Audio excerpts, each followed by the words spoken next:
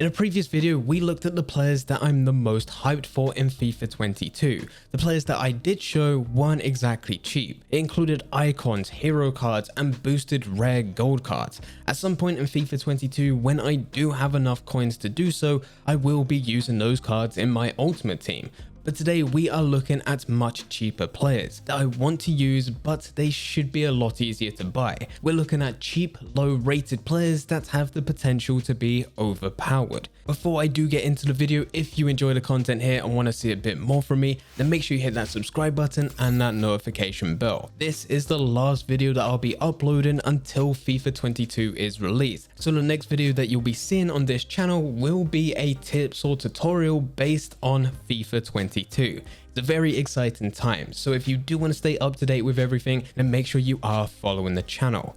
Getting back into the video, over the last week we have had a number of players and teams come out to reveal their card ratings. This has led to us finding out the highest rated players in FIFA 22 Ultimate Team, but it has also shown some of the lower rated cards. Some of these lower rated cards have ended up shocking the community more than the top 20 highest rated players. We all expected certain players to be in the top 20, but we had no idea players like Vertonghen was going to have a massive pace boost. A pace boost that makes him faster than his teamless season card in FIFA 21.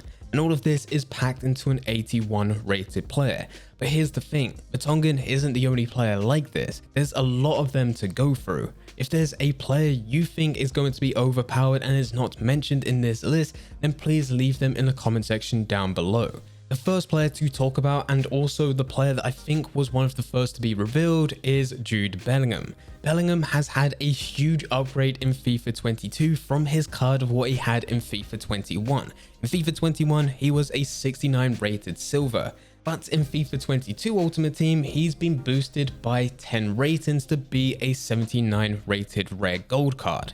The stats on his card is very well rounded, with only his shooting being below 70 at 69. But this really isn't too much of a problem because it is only one out, and you can also apply a chemistry style which boosts this area if you truly value his shooting. But other than shooting, he's got above 70 in every single one of his stats, with his dribbling being at 80. His initial card stats are very impressive for what is a 79 rated player.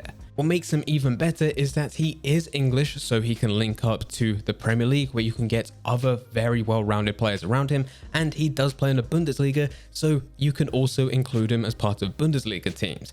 I think he can be a key player if you're looking to hybridize one of your teams with Bundesliga and the Premier League. At the beginning of FIFA 22, I still think Bellingham's going to have a fairly high price tag, especially for a 79 rated player being anywhere between 10k to 20k. And the main reason for this is because the hype already surrounding this type of player. There's already so much talk around him being English playing for Borussia Dortmund. So with that comes a slightly higher price tag, but he's still going to be overpowered for what his current rating is and the stats that are on his card. The next player to look at is Tomori. Tomori does have the exact same benefits as Jude Bellingham. He does play for one of the top 5 major leagues, this time at being the Serie A, so he can link up to some very good players. But he's also English, making it a lot easier for him to link up to the likes of the Premier League. But specifically when it comes to Tomori, when looking at his 79 rated card, is the 82 pace that comes with it. Having any type of fast centre back is always going to be a plus, and with FIFA 22 this year, it seems EA really have boosted the stats of centre backs when it comes to pace.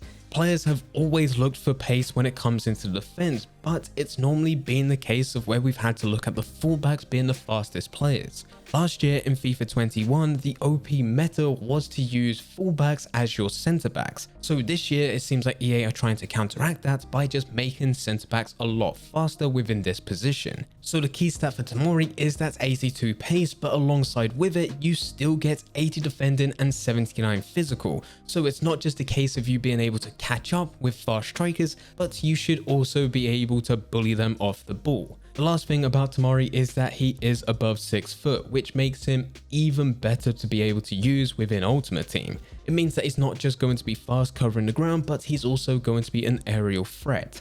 Now, very similar to Tomori, we could actually just spend this whole video talking about centre backs. It seems like EA really have put more focus into this position and really started to boost stats. Just take a look at the cards such as Pepe, Klosterman, Akanji, and LaCroix. All of them have above 80 pace with very good defending and physical stats, which is exactly what you need as a defender.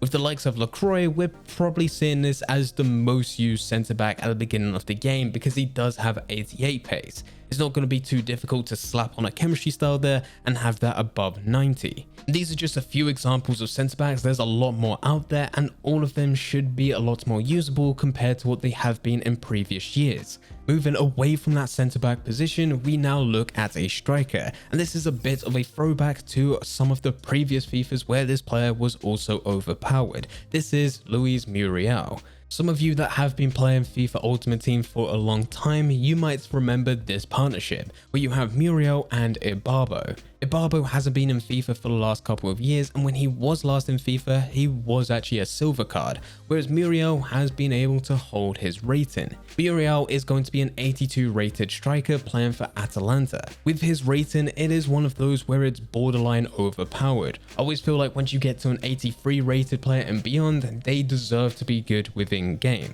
But as Muriel is going to be 82 rated, I think he does deserve to be part of this list. 89 pace, 83 shooting and 86 dribbling are the stats that stand out on his cards, but 75 passing and 67 physical really isn't too bad.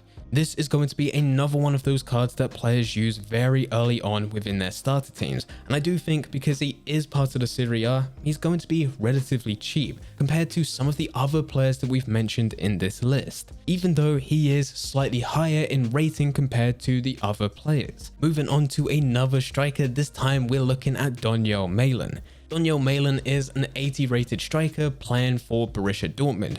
And just as a quick side note, of course, Borussia Dortmund have very good players, but they also have young players which have great potential, especially in Ultimate Team, where they're low rated, but they have very good card stats. Once you start pairing up some of the players that we talked about in this video, where you have Akanji, Jude Bellingham, and the likes of Donyell Malen, you can really get a cheap Borussia Dortmund team, which I think is going to perform very well, or at least performs very well on paper. Malen with that 90 pace, 83 dribbling, those are the stats that look very good, but the 79 shooting, 72 passing and 74 physical also adds a massive amount of potential to this card. He's not the tallest of players being at 5'10", but with this type of player, you don't really need that. You want someone that's going to get in behind, and this is exactly what he's going to do. Another striker that I've been taking a look at, this time it's in the Premier League, is Antonio. Antonio is a 79 rated striker playing for West Ham. The stats that stand out on this card is the 82 pace, but also the 83 physical.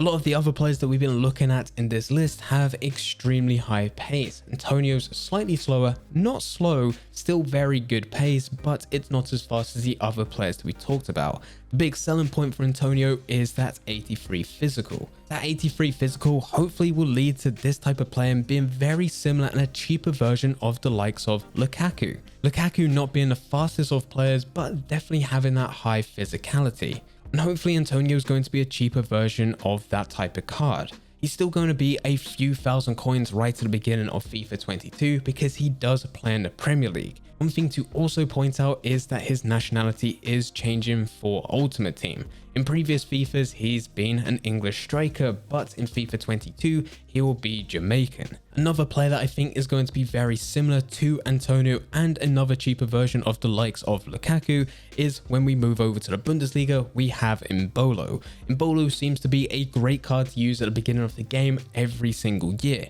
With FIFA 22, I don't think it's going to be any different. 85 pace and 82 physical are the main stats that stand out, but still having 74 dribbling, 73 shooting and 70 passing. Instead of actually comparing him to the likes of Lukaku, I think it's actually better as it is within the Bundesliga to say that this card is going to be a cheaper version of Haaland.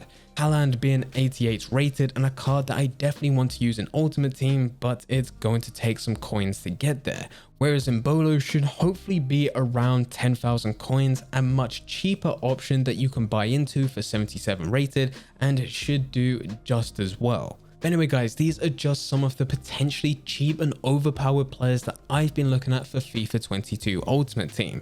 I've actually got a whole list of players, some of those players that we were unable to talk about in this video because this video is starting to drag on a bit. I was still looking at the likes of Emre Can, Almiron, Godfrey, Bellarabi, Fofana and Martial. And even despite having those as part of the list, it's still not the full list. There's so many players that have had boosted stats despite having lower ratings for FIFA 22 that they just look incredibly good. As said at the beginning of this video, if you do have any suggestions of other overpowered players that you're looking at which was not included within this video, then definitely leave them in the comment section down below. Anyway guys, I hope you guys did enjoy. If you did enjoy it, don't forget to leave a like and subscribe. But for now, I'm going. So see ya.